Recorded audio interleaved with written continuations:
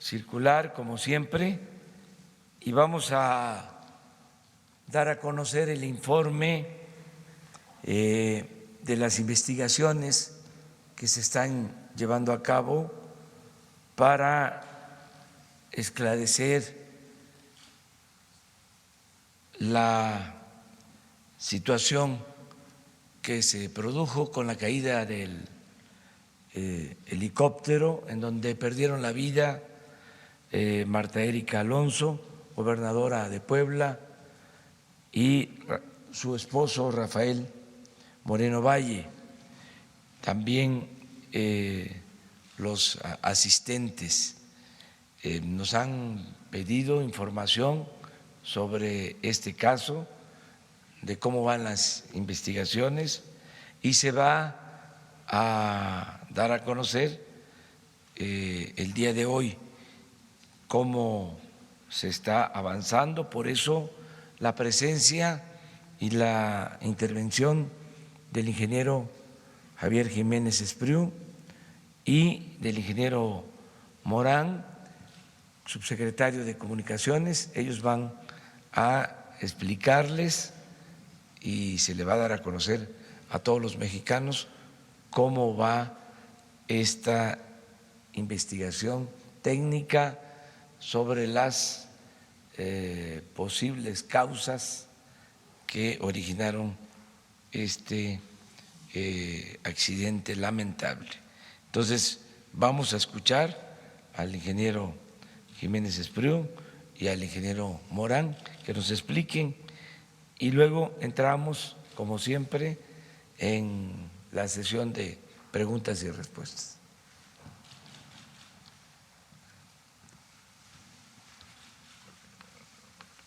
¿No vino? No, sí. Ah.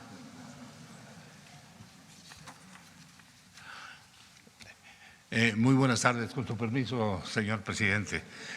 Se incorpora el ingeniero Morán en un momento, ya se incorporó. Por instrucción del señor presidente, damos a ustedes el estado que guardan las investigaciones.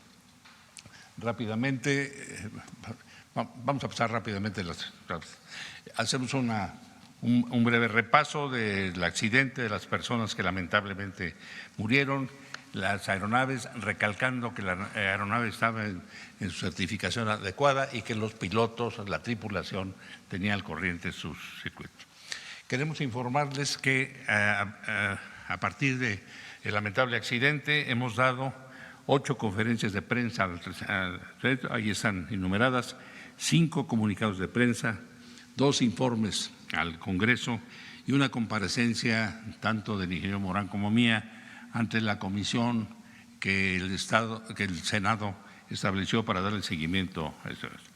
Recordamos a ustedes que, por instrucción del señor presidente, fueron agencias internacionales que se incorporaron con los funcionarios de Aeronáutica Civil para hacer el análisis técnico del helicóptero. Hay otro análisis que hizo la Fiscalía del Estado de Puebla en relación con todas las consecuencias de este lamentable accidente.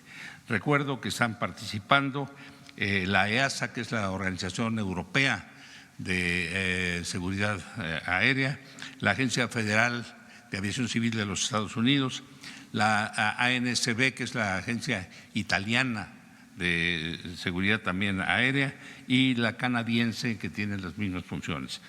Esas agencias están trabajando y trabajaron también los fabricantes de la aeronave, Leonard, que es el fabricante del helicóptero, el Pratt & Whitney, que es el fabricante de las turbinas, y la Honeywell, que es la fabricante de la electrónica correspondiente.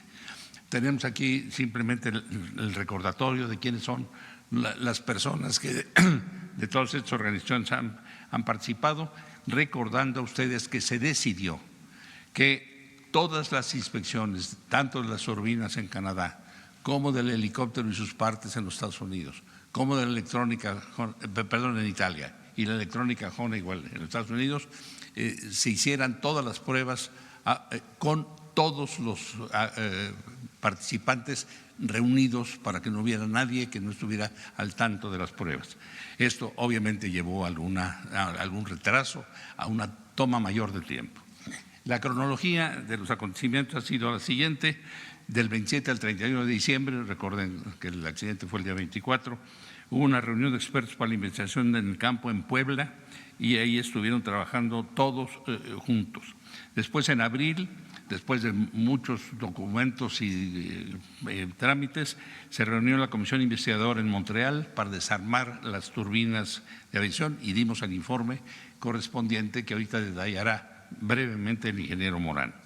En abril también, después hubo una reunión de la Comisión Investigadora en Italia para el desarmado, inspección de los controles de vuelo de los rotores, transmisión, caja de 90 grados, etcétera, del helicóptero. En mayo hubo una reunión en Honeywell y en la NTSB para la tomografía computarizada de todos los actuadores lineales en Chicago, y del 24 al 27 de julio se reunieron en Boyle City para la apertura e inspección de los actuadores lineales. Todo esto se ha realizado, repito, con todos los grupos al mismo tiempo, y nos informan que la publicación detallada, que va a ser un documento muy importante, que no se ha dado en ningún caso de ningún accidente previo, la publicación del informe de hechos, la relación de hechos, estará lista el 25 de este mes. A partir de eso, con esa información, con toda la información que se tiene de las bitácoras del helicóptero, con los antecedentes de la tripulación, con los elementos que se tomaron en tierra después del accidente, se reunirá todo el grupo para publicar el informe final. No nos han dicho cuánto tomará el informe final, pero se iniciará a partir de la publicación del informe, que será a fin de este mes. Creemos pues que razonablemente durante el mes de noviembre ya tendremos la definición final de las causas que motivaron el accidente. Le paso el micrófono al ingeniero Morán para que explique también muy brevemente lo que se ha hecho en cada uno de los casos.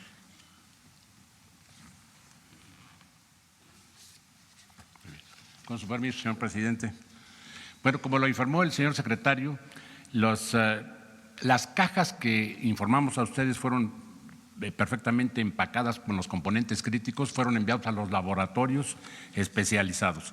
Y las reuniones a las que hizo referencia el ingeniero Jiménez de la comisión completa fueron realizados en cada uno de esos laboratorios, dándole apertura en presencia de todos a las cajas que contenían los elementos críticos.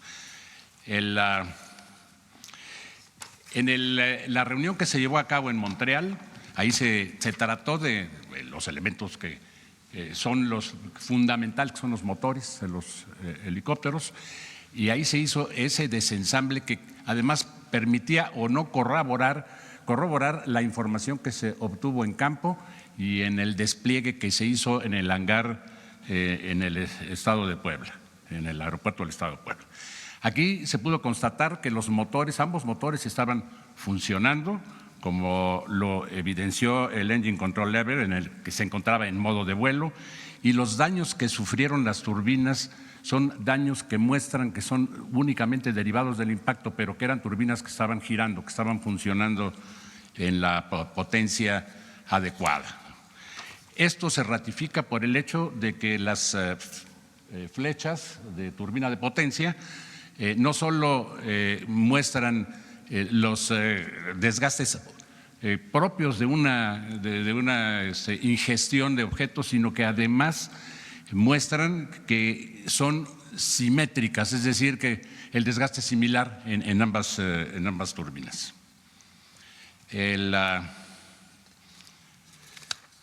Por lo que se refiere a la comisión que se reunió en Casina Costa, Italia, es prácticamente el mismo grupo, adicionado de algunos de los técnicos italianos, y ahí también se pudo hacer una verificación con mayor detalle de lo que fue la grabadora de la torre del aeropuerto de Puebla.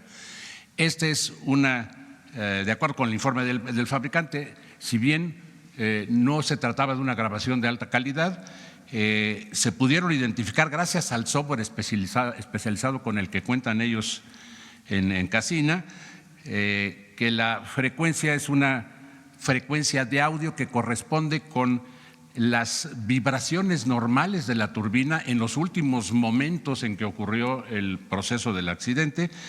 Y también hay una segunda armónica, que es la que muestra esa figura, que es compatible con lo que le llaman un componente que es el Planet Gear, o sea, el sistema de engranajes que se tiene, planetarios que se tiene en los motores.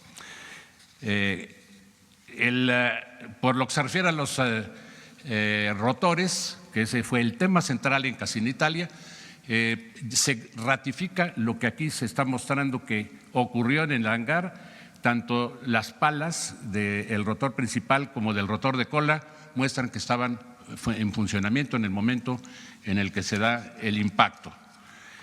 Al desensamblar los componentes y empezar a visualizarlo y además ver en laboratorio en Casina Italia lo que era si había giro o si había algo que detuviera el giro, se pudo confirmar que había rotación y que por lo tanto el rotor principal no era un posible causal en ese momento también de la problemática.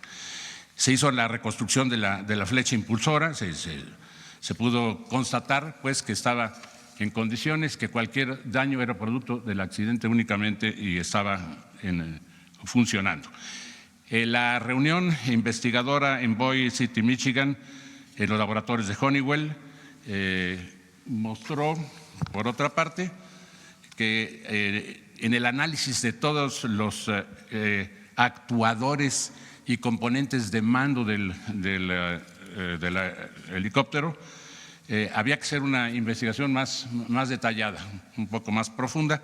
Aquí se muestra en este diagrama simplemente dónde están ubicados esos controles, y en la parte superior se encuentran lo que se denomina los actuadores lineales, que están siendo sujetos de una investigación ahorita más detallada en el momento actual en los laboratorios, y en esto se le está dedicando una atención especial.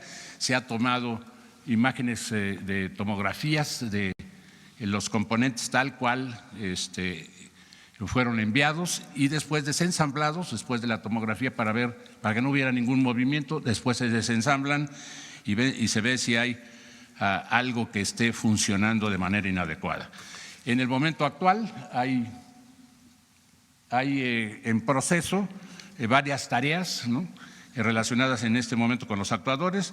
Se están desarrollando 3 tareas con pruebas, inspecciones no destructivas en los actuadores lineales. También la National Transportation Safety Board, en conjunto con Leonardo y con Honeywell, tiene una tarea relacionada con los mismos actuadores lineales. Leonardo está desarrollando otra tarea en este tema y Honeywell tiene también pendiente el desarrollo de una tarea. Hay comunicaciones que naturalmente se están llevando a cabo continuamente para ver cómo va el proceso, para ver si podemos hacer algo para expeditarla. Y es una ilustra, no podemos ahí mostrar la información por cuestiones de confidencialidad, también de quién es el que está enviando la información, pero son las comunicaciones oficiales que se están enviando vía correo electrónico. Y aquí pueden ustedes ver que dice aquí para la pregunta actual. Para la pregunta 2, no tenemos todavía resultados de nuestro laboratorio de materiales. Compartiré cualquier noticia en cuanto la recibamos de nuestros laboratorios. La siguiente nos muestra también, y estas son del 27 y del 30 del mes pasado. Nos disculpamos por la demora, los resultados no estarán disponibles hasta mediados de octubre. En fin, estamos pendientes de esta información, de lo que resulte, y como lo informó el señor secretario, para finales de este mes, para el día 25 de este mes, tendremos un reporte más detallado, un reporte bastante más completo, y estamos seguros que además la investigación está siendo muy acuciosa. Es del interés de todos los miembros de las autoridades de esos países el que se esclarezca qué ocurrió. Entonces no es un accidente convencional, porque implicó también una volcadura del aparato, y esto está siendo sujeto de investigación para ver si hay algunos boletines mandatorios que incorporar a todos los helicópteros en el mundo. En fin, este es un tema que está en análisis profundo. Tendrán ustedes pues información en cuanto podamos. Si tenemos alguna información previa la daremos a conocer, si no será el día 25 cuando la conozcan todos. Eso sería el informe, señor presidente. Bueno, pues esperamos que para el 25 de octubre se vuelva a informar a ustedes y a los mexicanos sobre este tema. Siéntense. Estamos ya, si les parece, abrimos para preguntas y respuestas. Me quedó Dalila Escobar, Albino Córdoba, Méndez. Sí, los que quedaron pendientes, sí. En Coahuila. En estos días se llevaron a cabo mesas técnicas de combustibles, gas y electricidad, precisamente en Saltillo, Coahuila. Fueron convocadas por el legislador de Morena, el senador Armando Guadiana, y fueron también acompañadas por la iniciativa privada, entre ellos Coparmex, CCE e incluso con Canaco. Mencionarle, ellos están tratando de empujar para crear o hacer un proyecto de iniciativa de ley para incluir el fracking para la extracción de gas y con eso pues dejar de depender de Estados Unidos. Lo que Armando Guadiana argumenta es que poco a poco, bueno, eventualmente tendrán que ir hacia el siguiente año incluso a empezar a tener esta práctica, por lo menos en el norte del país. Le piden a usted reconsiderar este hecho. Sabemos las cuestiones de medio ambiente que implican, ¿no?, las situaciones que podrían ser en daño del medio ambiente. Preguntarle si usted en efecto estaría pensando en reconsiderar su postura o pediría que en todo caso desistieran de esta iniciativa en el Senado, pues nada menos del presidente de la Comisión de Energía del Senado de la República, Guadiana. No, pues él tiene todo el derecho de plantearlo, es integrante y además presidente de la Comisión de Energía en el Senado y todos tienen la libertad de expresar sus puntos de vista y en el caso de los legisladores hasta de presentar iniciativas de ley.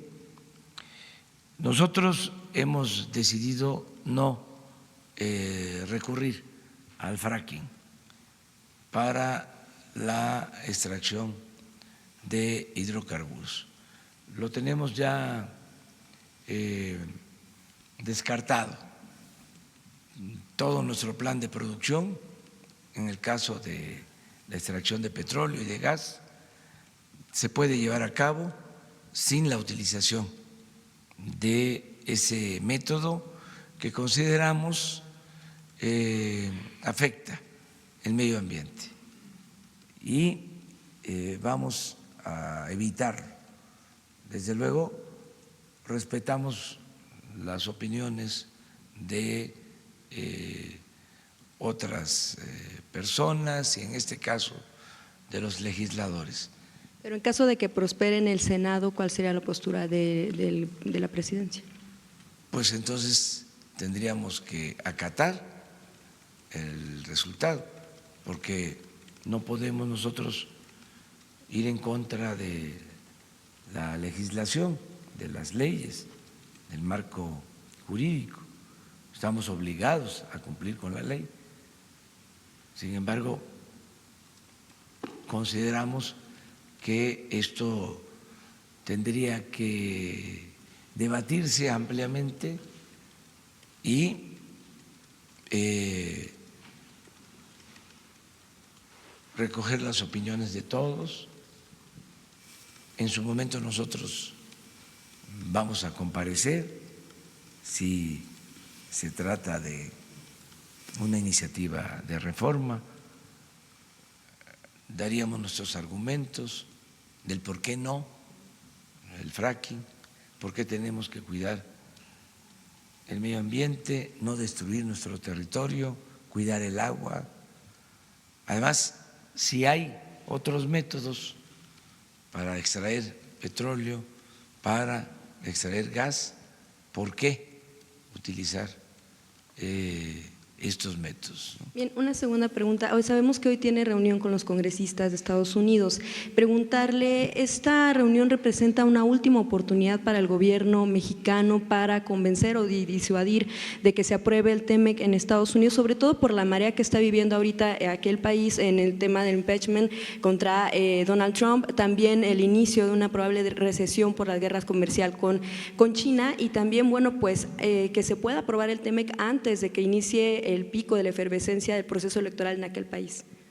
Bueno, pues les informo que sí, vamos a tener esta reunión, un desayuno el día de hoy con legisladores de Estados Unidos y vamos a tratar básicamente el tema del Tratado de Libre Comercio. Nosotros estamos a favor de la aprobación del tratado. Eso lo vamos a dejar de nuevo de manifiesto para que no quede ninguna duda. Y además de este encuentro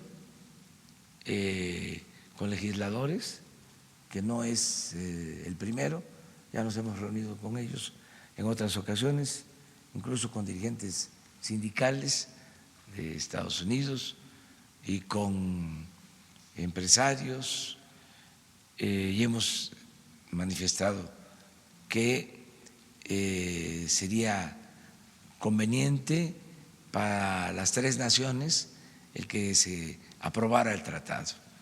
Le conviene a Canadá, le conviene a Estados Unidos y le conviene a México, y voy además a enviar una carta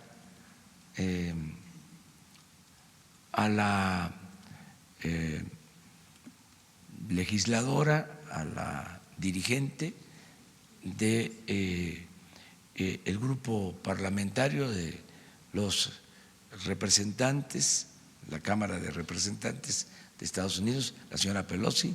Voy a enviarle una carta el día de hoy, fijando nuestra postura, pidiéndole su contribución, su apoyo para que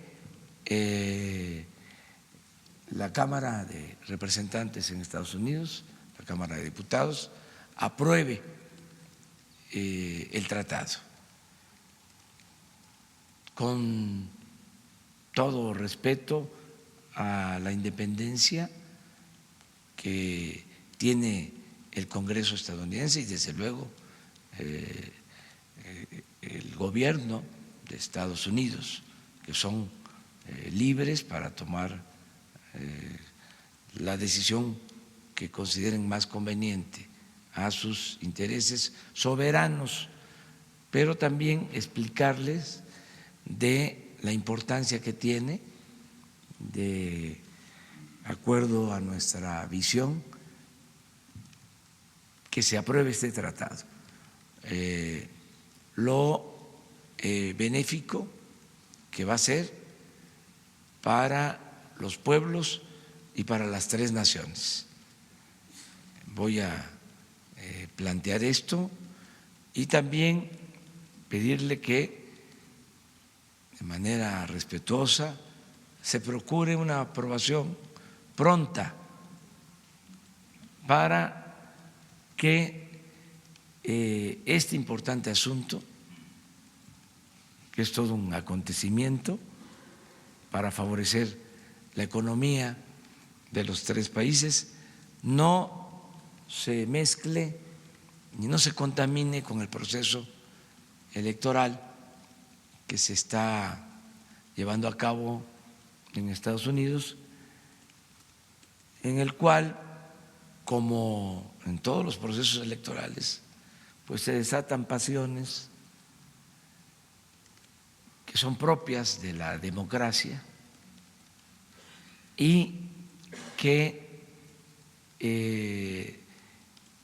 este proceso electoral no retrase la aprobación del tratado, que pueda separarse la lucha política electoral de este asunto que tiene importancia fundamental para las tres naciones. Entonces, vamos a proceder de esta manera. ¿Usted pondrá sobre la mesa el tema del control de armas en Estados Unidos? Ahora estamos básicamente tratando el asunto del acuerdo comercial. Eso es lo que nos importa más en esta reunión, el que lo más pronto posible se apruebe el tratado. Y finalmente preguntarle, presidente, ¿por qué no se ha vendido el avión presidencial? ¿Es muy alto el costo? Es un proceso. Ahora hasta nuestros adversarios están al tanto de cómo va lo de la venta del avión presidencial. Me imagino que quisieran que no se vendiera. No es un asunto fácil, se requiere cumplir con una serie de procedimientos legales, tiene que haber transparencia. Nosotros no podemos hacer lo mismo que hicieron las autoridades pasadas, de que nadie sabía, no se informó, de repente gana la elección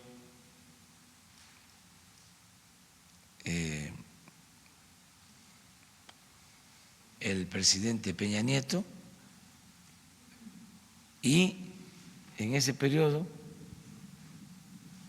el presidente en funciones, Calderón, decide comprar el avión presidencial, que es lujosísimo, faraónico,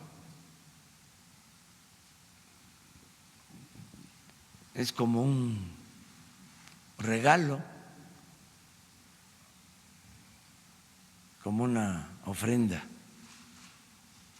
al presidente electo, porque es el presidente Calderón el que deja comprado el avión.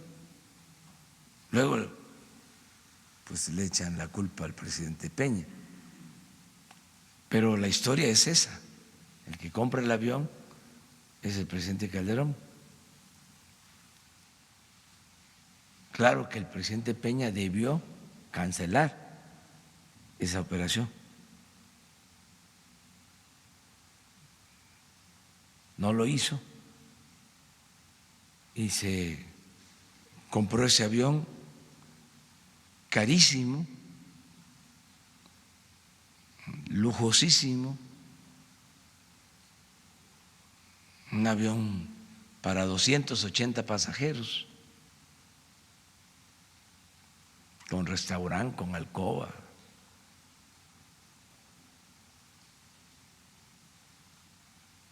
Y nosotros decidimos venderlo porque es un insulto al pueblo de México utilizar ese avión, habiendo tanta pobreza.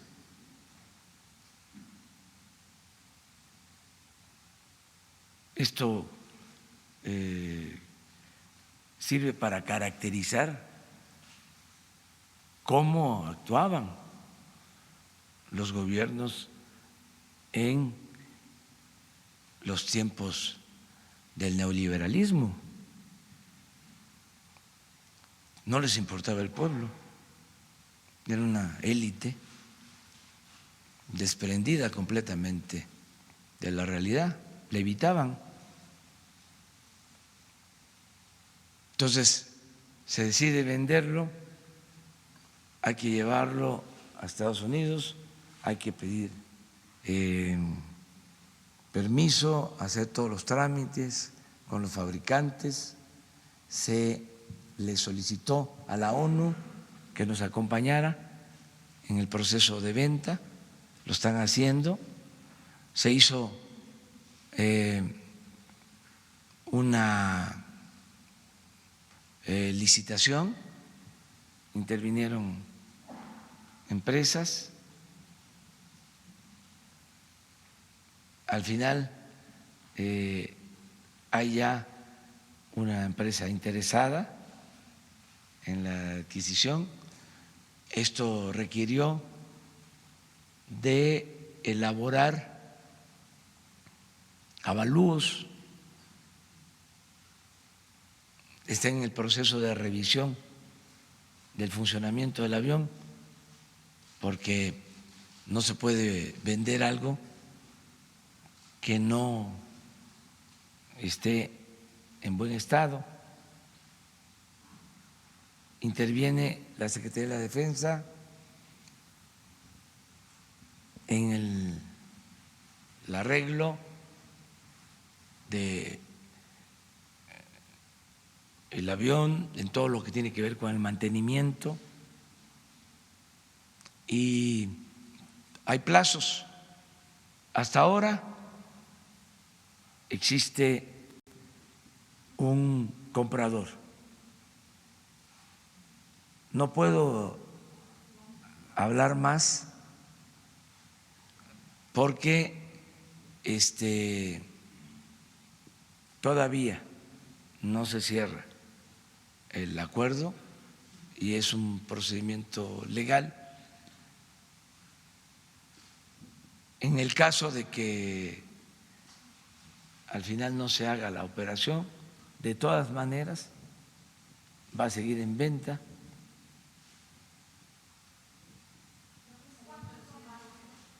No sabemos todavía, es un proceso, nos pide la ONU que no se dé información, ya ellos tienen en sus manos el proceso de venta con las reglas establecidas. Y no solo se va a vender ese avión, se van a vender 73 aeronaves y ya empezó también el proceso. Son aviones, son helicópteros. Les recuerdo y conste que, porque me lo están preguntando, porque luego se enojan conmigo los adversarios, pero ni modo que yo no conteste, ¿no? También se enojarían conmigo, dirían,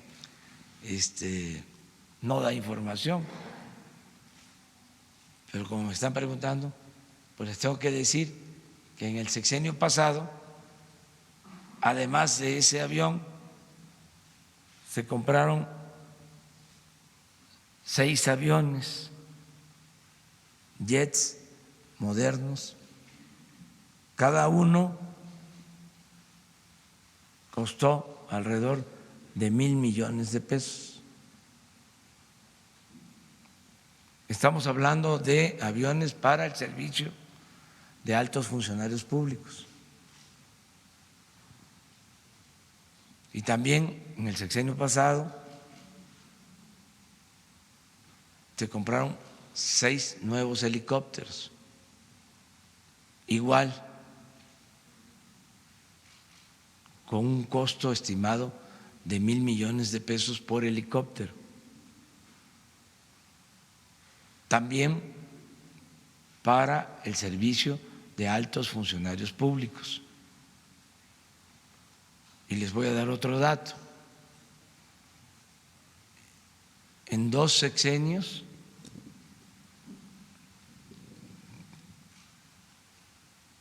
en los 2 pasados sexenios se compraron 100,000 millones de pesos en aviones y en helicópteros.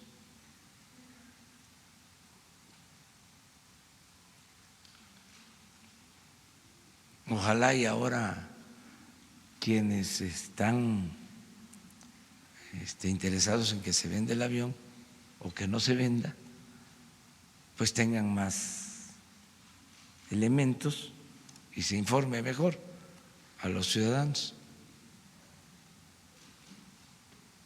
Pero eso es lo que puedo decir. Ojalá y pronto ya podamos informar que se vendió ese avión.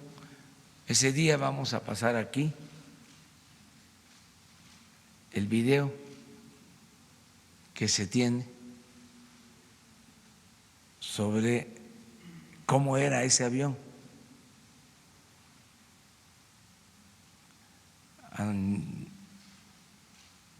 Había la opinión de que se quedara el avión más tiempo para que lo visitara la gente,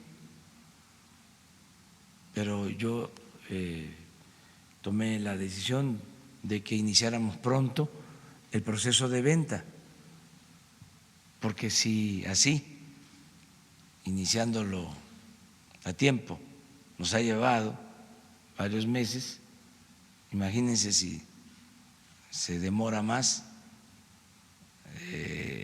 Una máquina de estas, un avión de estos requiere de mucho mantenimiento y también no se puede tener sin uso,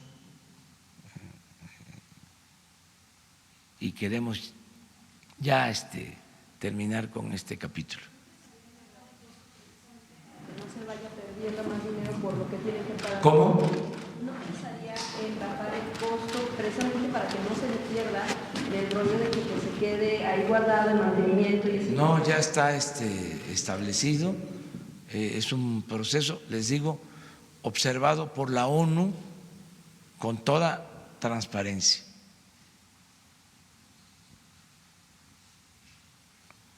Muy bien, miren, seguimos con Albino. Sí. Buenos días, señor presidente, buenos días, señor secretario, a todos. Solo, muy buenos días a todos. Un pequeño derecho de réplica. Aquí se ha dicho que yo soy de ACM Canal 54, Torreón, Coahuila, que nos manda Morena, que nos mandan los comités estatales. Yo solamente quiero aclarar por mi parte que no pertenezco a ninguna organización, que vengo con mis gastos propios, que no percibo ninguna prestación de presidencia, que trabajo bajo mi propia responsabilidad y con mi propio esfuerzo. Creo que también debe ser respetado, porque se debe hablar con verdad. Señor presidente, en esta mañana le saludo y pregunto, está en boga el tema Medina Mora, el ministro. No es el primero que renuncia, en el 93 hay un antecedente. No es en sí la renuncia de Eduardo Medina Mora, pero está sujeto a una investigación. En el 93 pasó algo similar con un ministro que incluso terminó sus días en prisión y luego en su casa en prisión domiciliaria. La pregunta sobre el tema es concreta. A pesar de estar acusado de proteger a un empresario violador, aquel ministro, y de la investigación que lleva la UIF con Medina Mora, ya se habla de que no pierda sus saberes económicos, es decir, sus emolumentos, sus percepciones. Y la sociedad pregunta, pues, estoy en el capítulo 4 del artículo 94, ¿usted considera que hay, porque luego no solo no pierden su respetabilidad, señor presidente, luego también tampoco pierden el salario?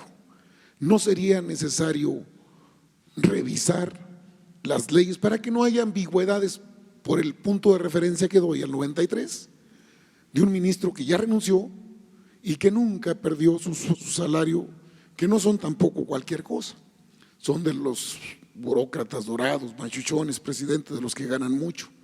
Y en ese mismo contexto preguntarle, ahora aparece el señor Diego Fernández de Ceballos, dice que todos debemos pagar impuestos. Bueno, yo pago impuestos desde siempre, pero él dice que ya no debe. Y entonces el juego de los 990 millones, de los 245 millones de impuestos del rancho allá en Querétaro, del municipio de Colón, pareciera pues que hay una serie de circo mediático, político, porque ya sale también pues, a los adversarios de la Cuarta Transformación, Partido de Acción Nacional, Partido de la Revolución Democrática, para decir que usted no nombre a un ministro carnal. como no, si no conociéramos el pueblo mexicano al menos, cómo se elegían antes y cuál era el procedimiento de elegir ministros, como se ha hecho esta vez. Solo que parece que no les gusta que lo elija el titular del Ejecutivo y sin embargo le corresponde, porque así lo marca la ley, enviar la terna. Preguntarle sobre estos dos temas así rápidamente, presidente. Su opinión, señor. Sí, mire, no sé, cuando hay una renuncia, en este caso, creo que hoy el Senado va a resolver sobre este asunto. En definitiva, pienso que ya no se puede estar recibiendo un sueldo y no creo tampoco que se equipare a cuando un ministro termina su función, pasa a retiro, que sí tiene una pensión autorizada.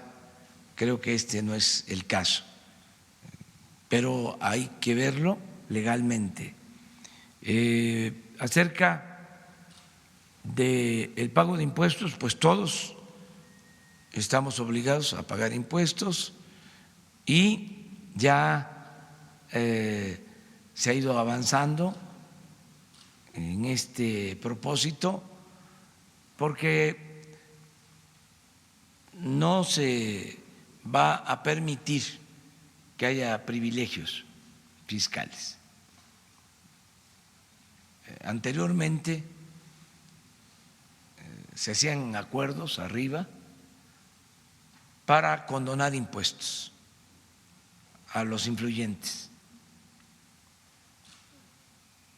Habían mecanismos legales, la llamada consolidación fiscal, por ejemplo, en donde una empresa importante también era dueña de otra o de varias empresas menores, entonces se distribuía la utilidad en la empresa importante y en las otras que eran virtuales prácticamente, fachadas. Y como se distribuían las utilidades entre todas, el resultado era de que no había ganancias y a veces hasta pérdidas. Y por lo mismo no se pagaba impuesto. Este fue un mecanismo creado desde el presidente Echeverría, porque es interesante, ¿no? Se habla de la confrontación de empresarios con el gobierno de Luis Echeverría, pero ahí surgió, en ese sexenio, la consolidación fiscal.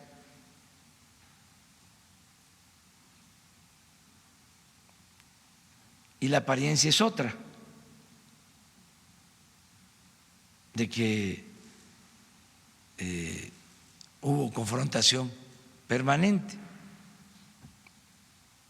Sin embargo, en ese sexenio es que se inicia este procedimiento, este mecanismo para dar trato preferencial a los llamados grandes contribuyentes. Y eso se mantiene durante todo el periodo neoliberal,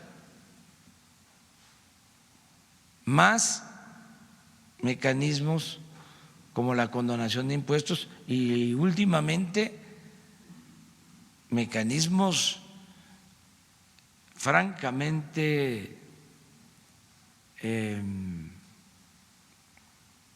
violatorios de la Constitución, de las leyes, mecanismos fraudulentos como la facturación falsa, que eso se pone de moda hace 10 años y empiezan a haber despachos protegidos por el poder para falsificar facturas y no solo no pagar impuestos, no solo llevar a cabo evasiones en el pago de impuestos, sino hasta para cobrarle o sacarle dinero a Hacienda.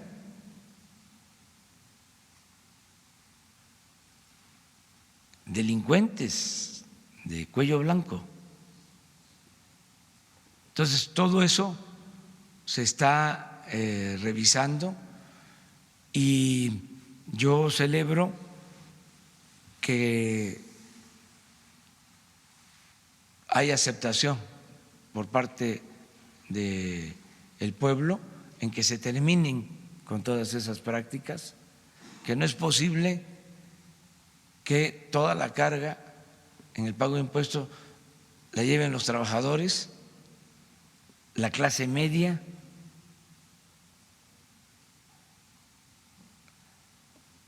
la población en general, y que existan grupos privilegiados.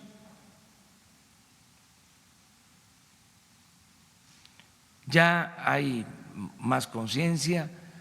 La vez pasada hablé incluso de cómo el licenciado Diego Fernández Ceballos acepta de que tenía esta deuda por pagar y la reconoce y da la cara y ofrece ponerse al corriente. Pues así, todos. Es lo mismo de la corrupción, o es una variable de corrupción que no se vea como una gracia el que no se paguen los impuestos, que no se le aplauda al corrupto, que se estigmatice la corrupción, Pero dice que no se vea bien a quienes nos actúen con honestidad. Eso es parte también de la transformación, es parte del cambio. Lo otro que planteaste es… sí, es que ahora dice Diego Fernández Ceballos que no debe. Bueno, es otro. Hay un tema que poco se toca. En 10 meses, su primer año de gobierno de la Cuarta Transformación, presidente, en el subejercicio del servicio público, de las dependencias de la Cuarta Transformación, al margen de los que no quieren ganar poco, de los que rechazan la austeridad, poco se habla de lo que se ahorra en las dependencias federales por gastar menos, señor. ¿Podría usted darme un punto de referencia de lo que esperan los mexicanos obtener en eficiencia, obvio, en el trabajo del gobierno, en su gobierno, en este primer año? Pero de los subejercicios, de lo que se ahorra de las dependencias sí, y que se recanaliza a la Secretaría de Hacienda, porque nuestra gente no entiende la terminología, pues luego, los sí, subejercicios. ¿Podría explicar, presidente, de este ¿cómo primer no? año?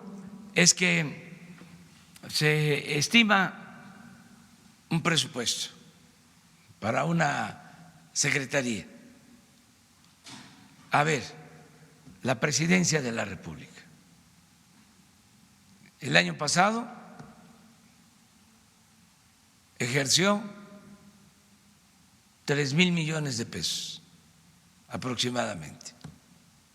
Y este año vamos a ejercer alrededor de 800 millones.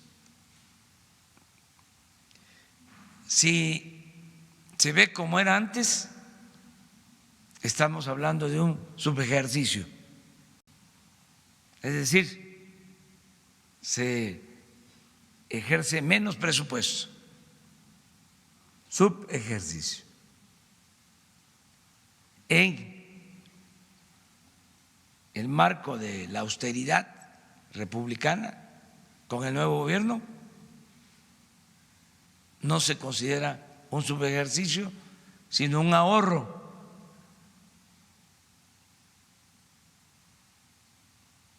Eso es lo que a veces no se entiende. Entonces, eso nos permite tener finanzas públicas sanas, porque ese ahorro pues es para financiar los programas sociales. De ahí sale para la pensión a los adultos mayores y desde luego estamos hablando en el caso de Presidencia de 2.200 millones de pesos de ahorro. El programa de la pensión a adultos mayores son 115.000 millones de pesos, pero esos 2.500 es una contribución. Y así todas las dependencias, porque no estamos aumentando impuestos, se está financiando el desarrollo, el bienestar con la austeridad y no permitiendo la corrupción. ¿Por qué se gastaron 3.000 millones? Bueno, porque ahí estaba el gasto de mantenimiento de los aviones y los viajes en aviones. Nada más es cosa de hacer la investigación de cuánto gastaba Presidencia en viajes, pero no solo el sexenio pasado, siempre, porque cuando viajaban iban 2 aviones grandes, se llevaban hasta el Perico.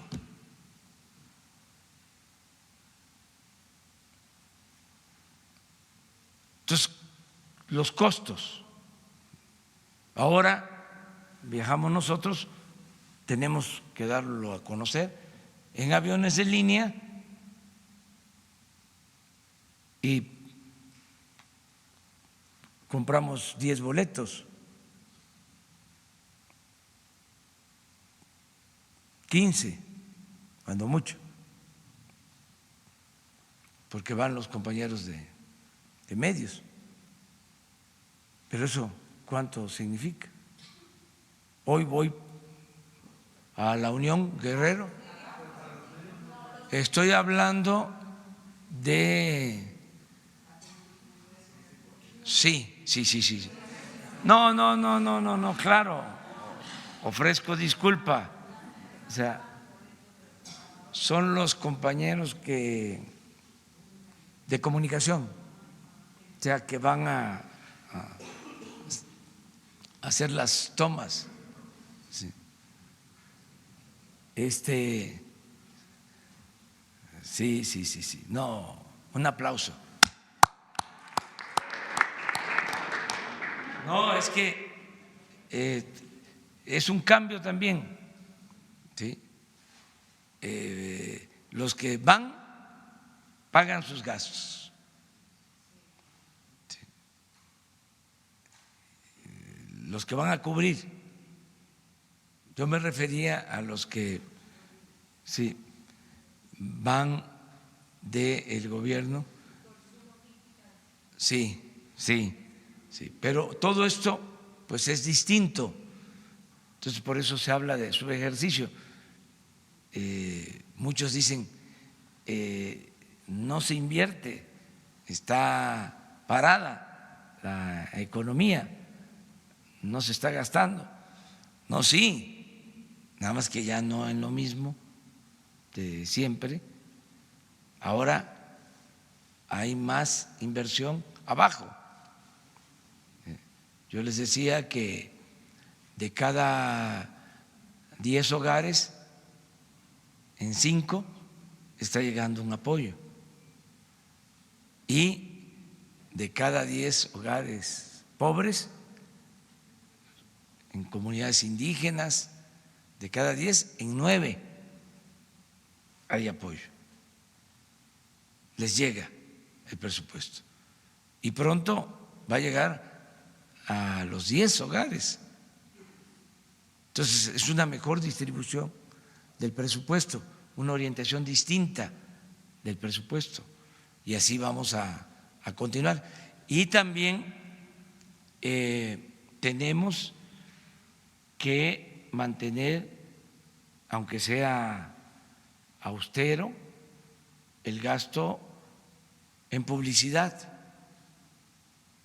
porque los medios tienen un papel importante.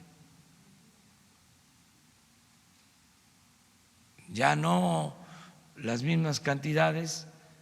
El año pasado formalmente fueron 8 o 10 mil millones, pero eso fue la formalidad, en realidad fue mucho más.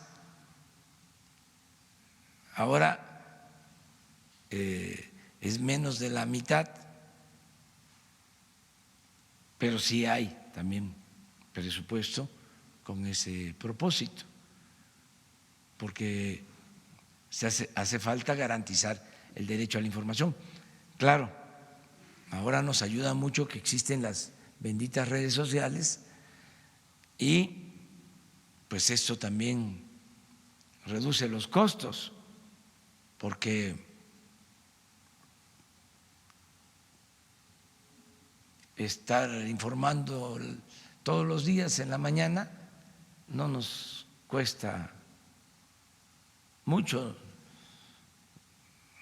a lo mejor nada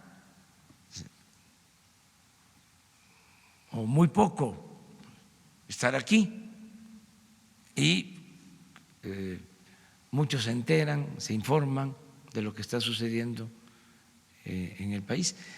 Nos importa mantener el gasto de publicidad, sobre todo por las campañas.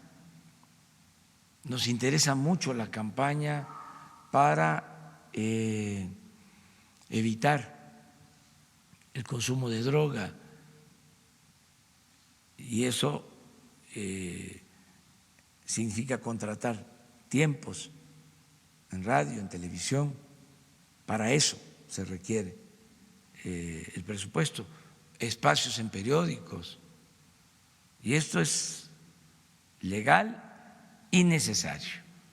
O sea, nada más que con moderación, poquito porque es bendito.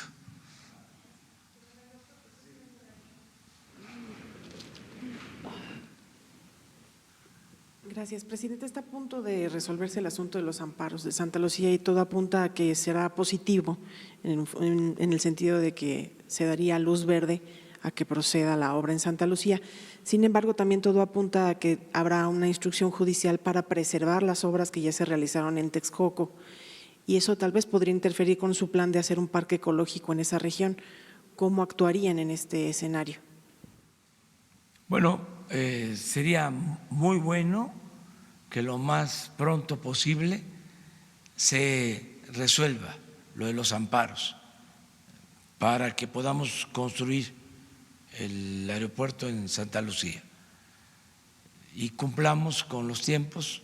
De todas maneras, ya estamos preparados, son muy buenos los ingenieros de la Secretaría de la Defensa, les tengo mucha confianza. se aplican a fondo,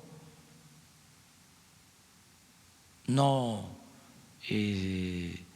trabajan solo en los tiempos normales, si es necesario trabajan día y noche, como tienen que ser estas obras,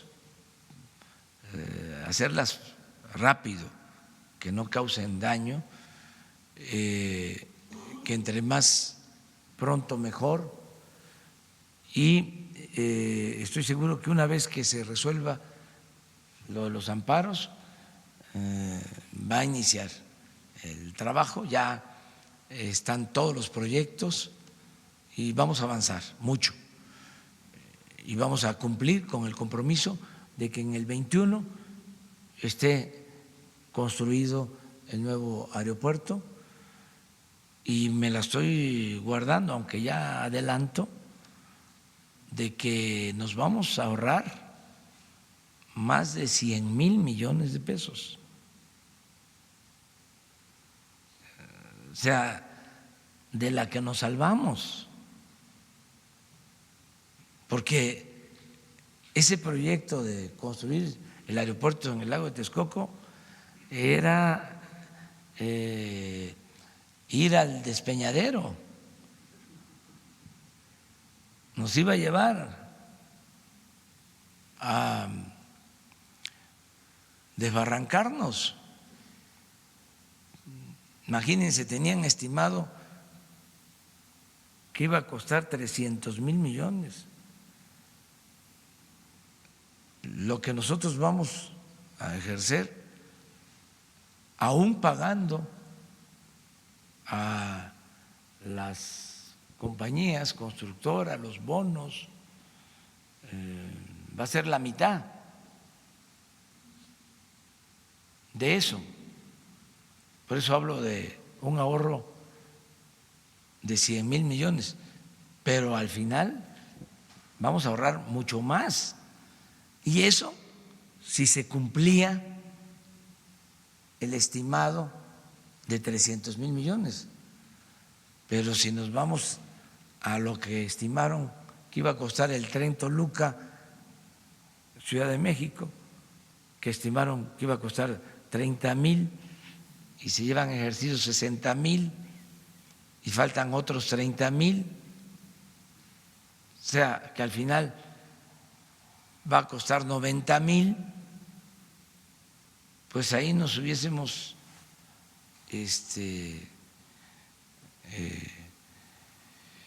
hundido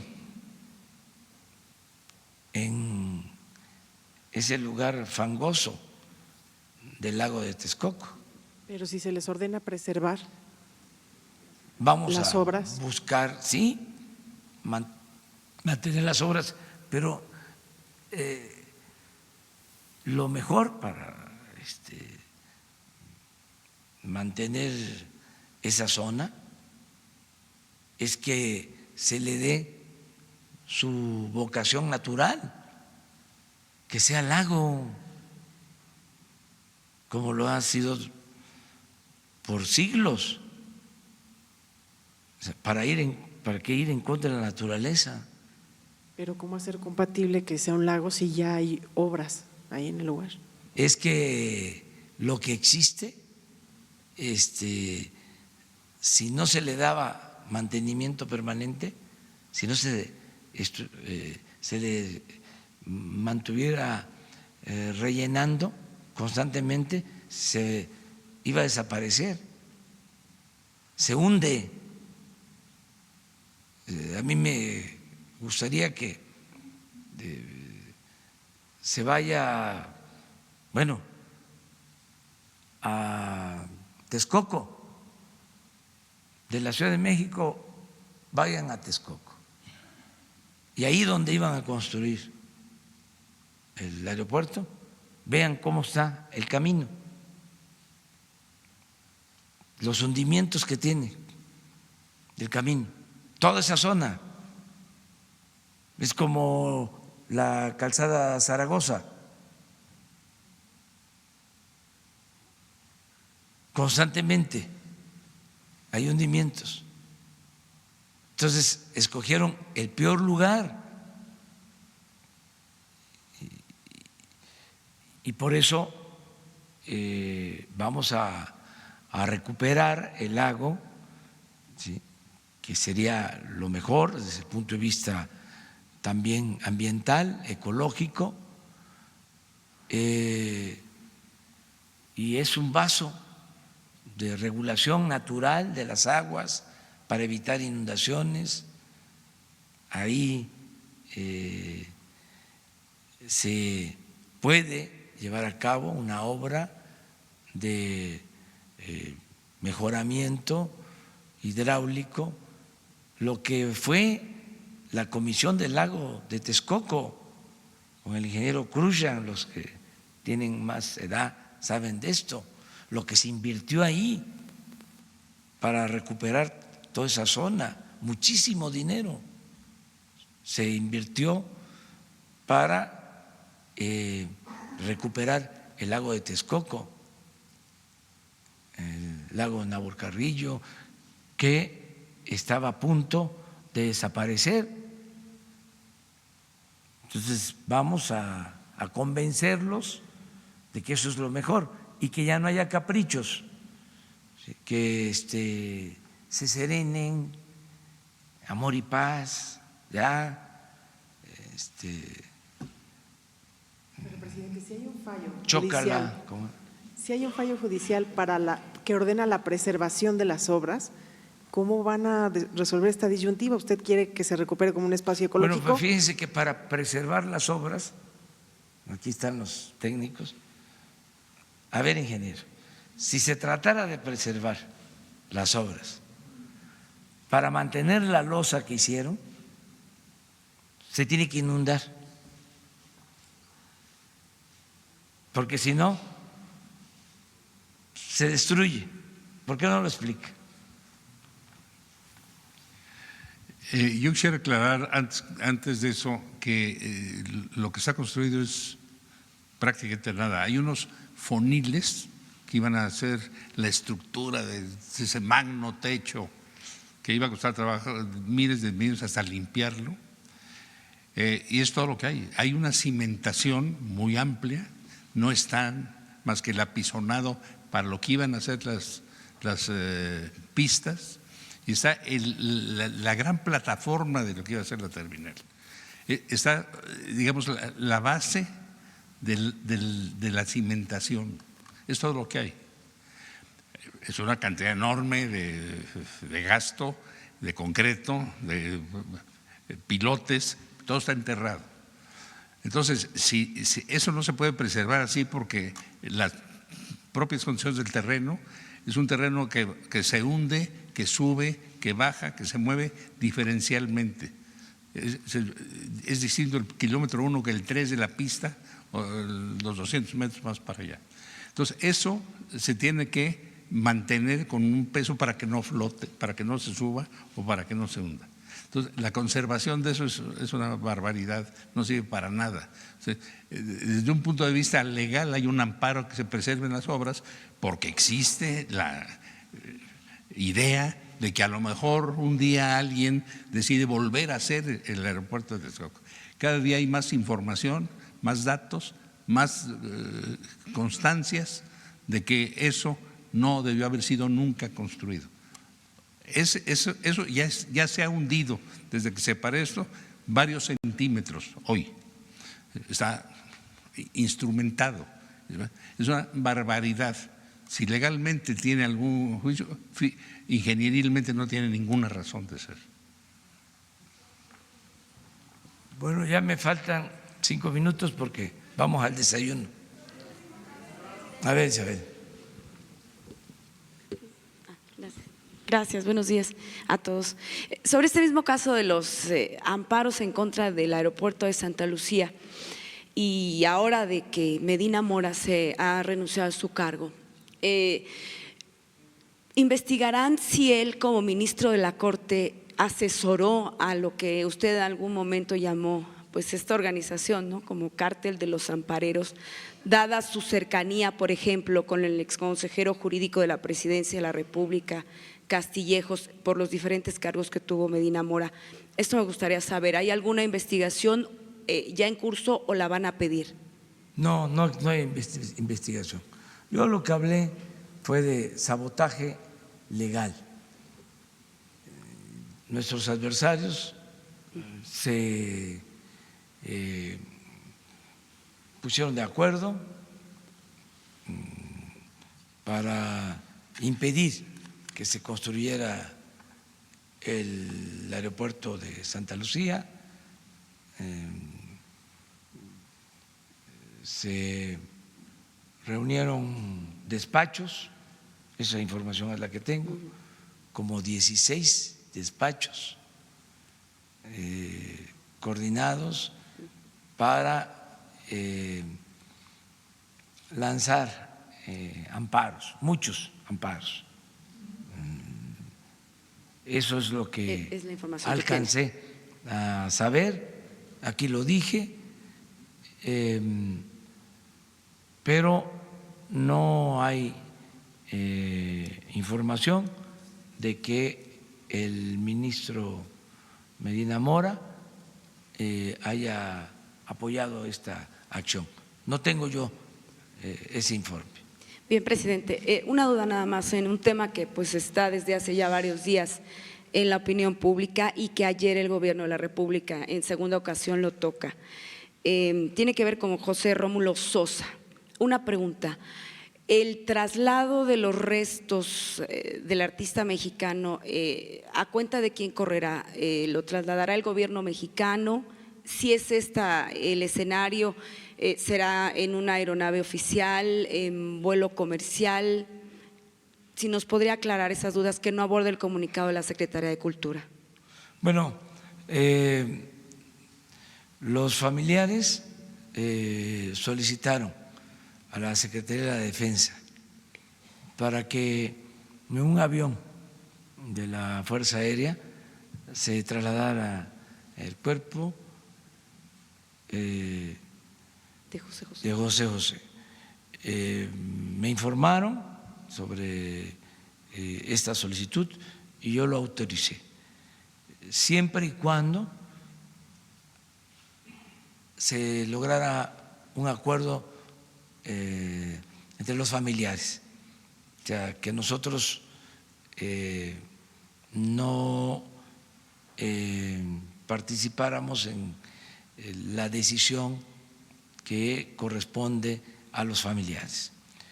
El cónsul en Miami ha estado ayudando en todo,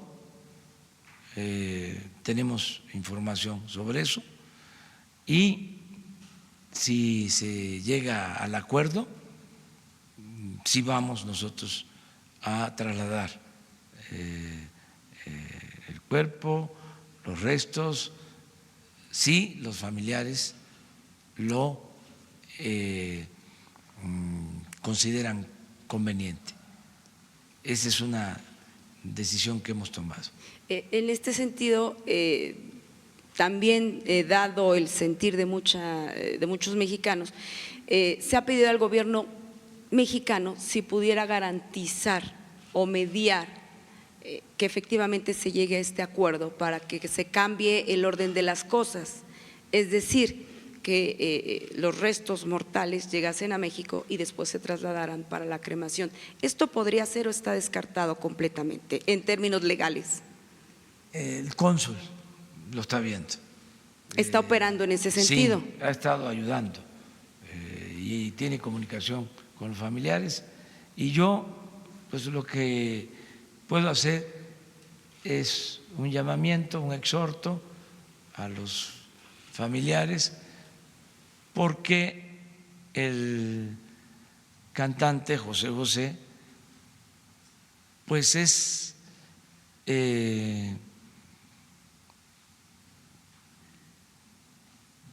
un personaje de todos los mexicanos, ya pertenece, ¿no?, a muchos mexicanos, ¿no? Ahora sí que es de dominio público cómo la gente querida por los mexicanos, sí, desde luego lo principal son los familiares, pero también considerar que hay un interés general, ¿no? El interés de la gente, los que lo gozaron, lo disfrutaron, los que lo quisieron, los que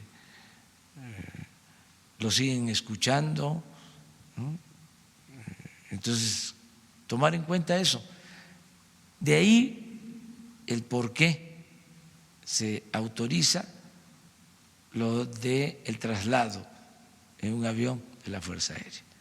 Porque se trata de un artista y se puede decir que en sentido estricto es un cantante más y que por qué no a otros, pero bueno, tenemos que tomar decisiones. Yo considero que Juan Gabriel, el finado Juan Gabriel, aunque también hay polémica sobre eso, un extraordinario compositor y cantante, ¿no? Más atrás, Jorge Negrete, Pedro Infante, desde luego pues otros, el compositor de Guanajuato, José Alfredo, poeta popular, y José José y otros más, muchos más antes, Agustín Lara, o sea, es nuestra vida artística, ¿por qué olvidarlo y reconocerlos? Además, en el caso de José José, tiene un elemento también muy humano de cómo enfrentó su enfermedad, cómo a pesar de su enfermedad quería seguir cantando, o sea, quiso seguir cantando. Fue un gran esfuerzo, con mucho sentimiento. Entonces, ojalá y los familiares se pongan de acuerdo. Yo creo que lo van a lograr. El gobierno mexicano le daría todas las garantías a todos los familiares, ¿verdad? Desde luego, todo el apoyo, y aquí se llevaría a cabo también la ceremonia. Me preguntaron sobre si se podía utilizar Bellas Artes. Sí, claro que sí.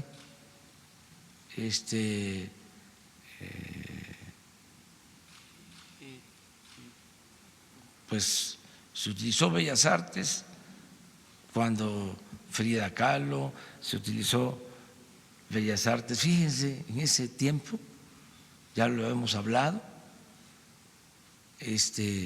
por permitir que se le hiciera un homenaje en Bellas Artes a Frida, corrieron hasta el director de Bellas Artes, ¿sí?, a mi paisano Andrés Duarte, gran escritor, nuestro paisano. Sí.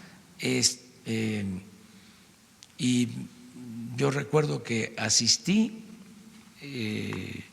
como jefe de gobierno también a homenajes ahí en Bellas Artes, cuando Octavio Paz, ¿sí?,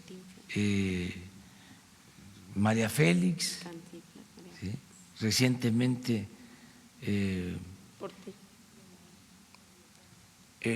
sí, pero Juan Gabriel, Juan Gabriel. ¿sí? Y Bellas Artes, pues, es de todos los mexicanos, ¿sí? Y es para las bellas artes o las artes más, vamos a decir, sublimes, ¿no? Y el arte popular. Imagínense Monsiváis, que se dedicó toda la vida a recoger, a obtener piezas de arte popular. O sea, ya si nos metemos al terreno de la definición del arte y la definición de la cultura, pues es otra cosa. En este caso, nosotros vemos bien lo de José José, el que se traiga, no nos podemos meter a opinar Claro. sobre asuntos que corresponden a la familia, nada más exhortarlos a que si hay diferencias, que las hay en todas las familias también, ¿sí? Que hagan una tregua, que se haga el homenaje, y ya después que si deciden seguir con sus diferencias, están en todo su derecho, pero a ver si se pueden conciliar para este asunto. Muchas gracias, presidente.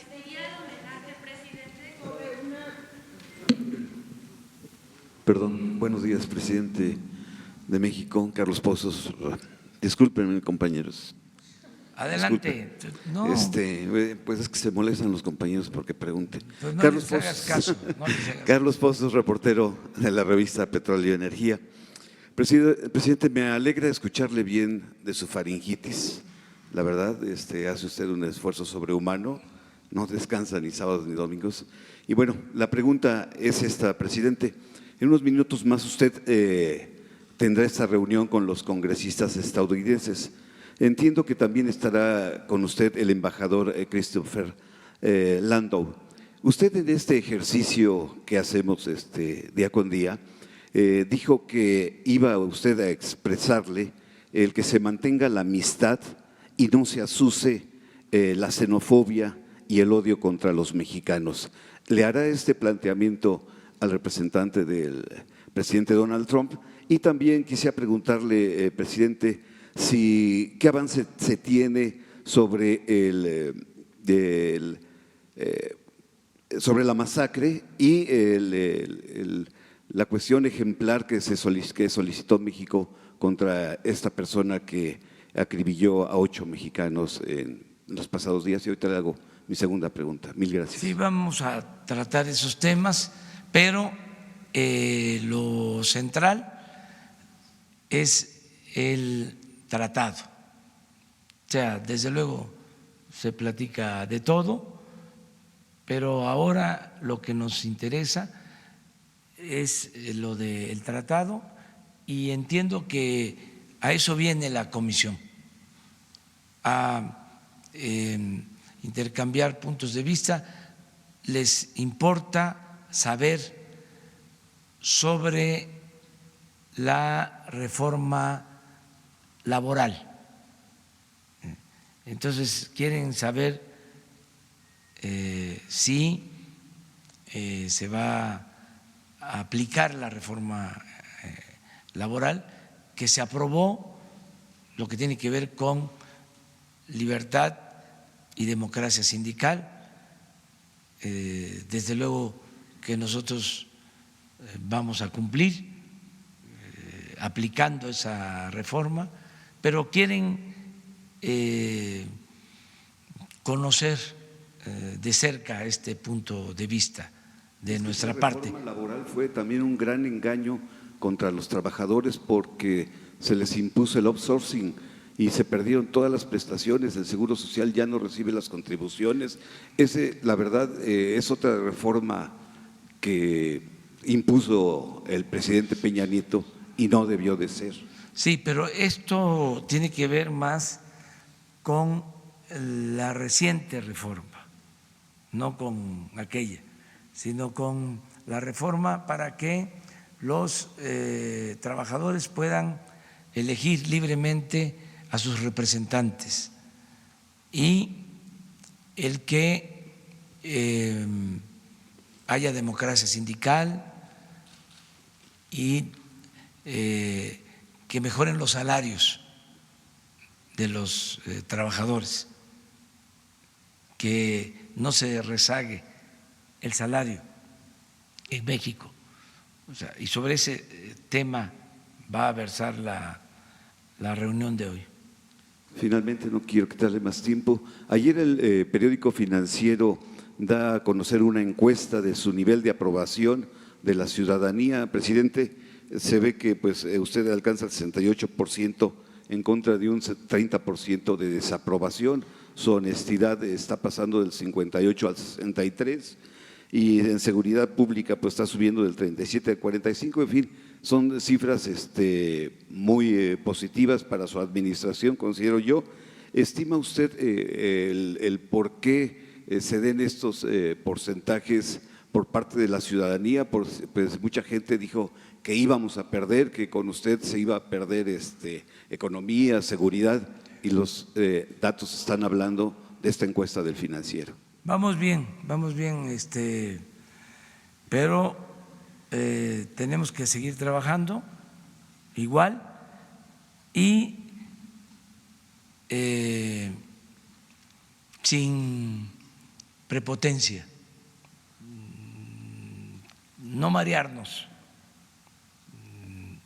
El poder es humildad y el poder solo tiene sentido y se convierte en virtud cuando se pone al servicio de los demás.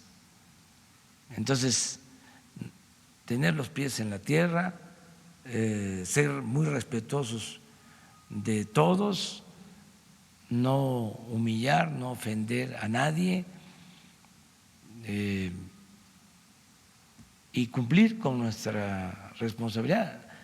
Lo cierto es que es una dicha enorme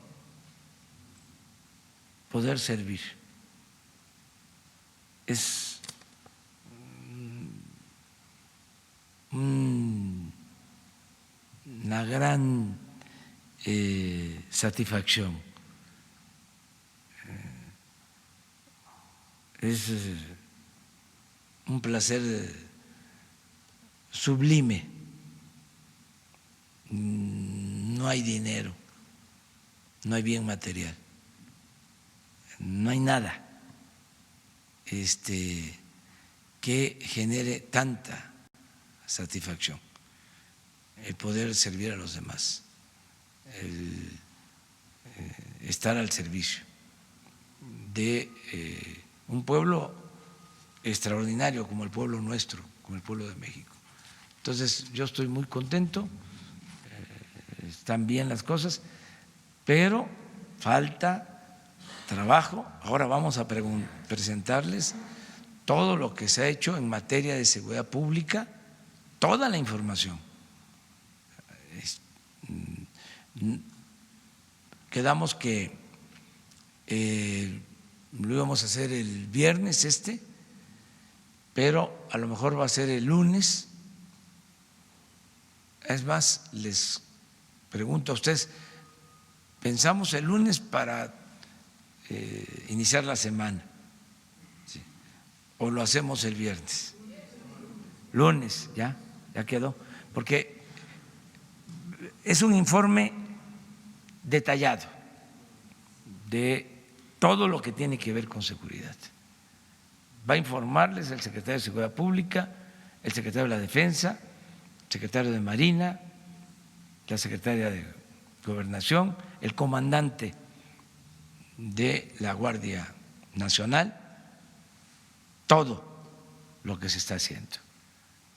Nos importa mucho este informe para el pueblo, para los mexicanos, porque este es el tema más complejo, más delicado, lo que más nos ocupa, lo que más nos preocupa, y queremos que se sepa cómo vamos, no ocultar nada de información, que todos sepamos cómo vamos en esto, que es lo más difícil, lo más complicado,